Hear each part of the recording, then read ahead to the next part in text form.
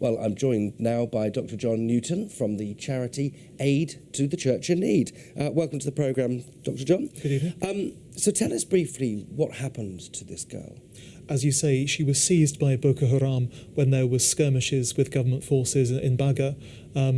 She was held captive for 14 days within the camp. By her own account, she wasn't sure whether she was ever going to be let free or not. But then they used to send out raiding parties on a regular basis. And 2 weeks into the captivity, quite a few of the soldiers had gone, and they thought, now's the chance.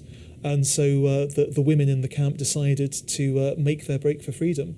And Victoria, along with her mother and a couple of her relatives and some of the other women, made their way through the jungle, actually navigating by the radio masts for mobile phones to find their way back to the town. And about 5 hours later, they were picked up by government forces. I was reading somewhere about when she was first taken and the sights that she saw, Yes. bodies, decapitated bodies along the road. For somebody of her age, that must be incredibly traumatic. Indeed, and when she got to the camp, the young men that were seized with her were given two choices. They could either join Boko Haram and fight alongside them, or they could be killed. So she saw people that she was actually captured with being made to face life or death decisions.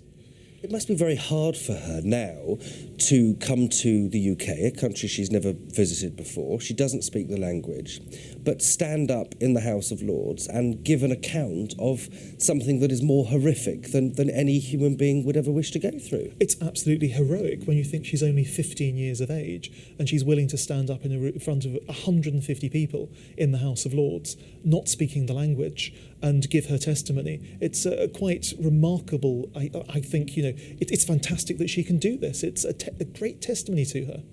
What sort of support has she received since escaping from Boko Haram? Well, of course, she's back with her family now. She's been living with them, and the church has been helping displaced people in terms of trauma care and so on and so forth. And she's over here with her parish priest, Father Gideon Obasogi, who's been taking care of the family and making sure that all is well after their escape from Boko Haram.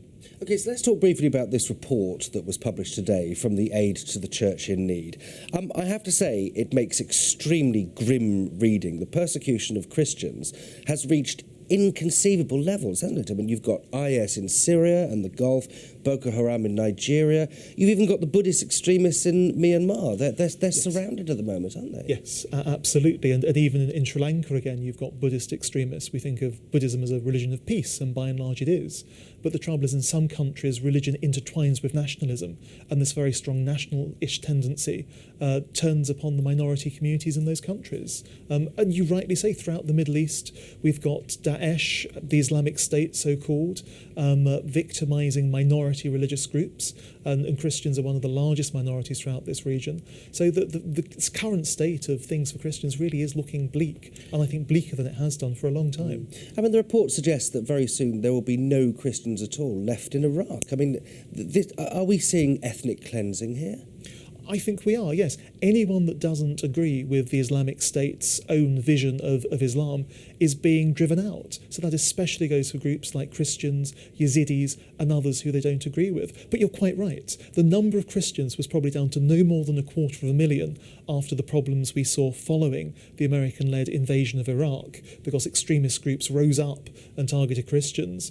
And we've seen probably 150,000 Christians displaced over the last 12 months. That could be the vast majority of Christians driven out of their homes. What can Christians do in some of these areas? What can they do in Syria? What can they do in Iraq? Well, in Iraq, for example, the church has been absolutely marvellous and stepped in and helped those who have been displaced. One of the big criticisms that we've heard from the refugees is that UN aid hasn't been reaching the Christians who aren't going to the official camps, and they've had to turn to the church for support. But in Erbil, for example, 70,000 Christians approximately have been receiving basic humanitarian assistance through the local church structures, which is a really heroic effort. OK, Dr. John Newton, thank you very much indeed for joining me. A pleasure.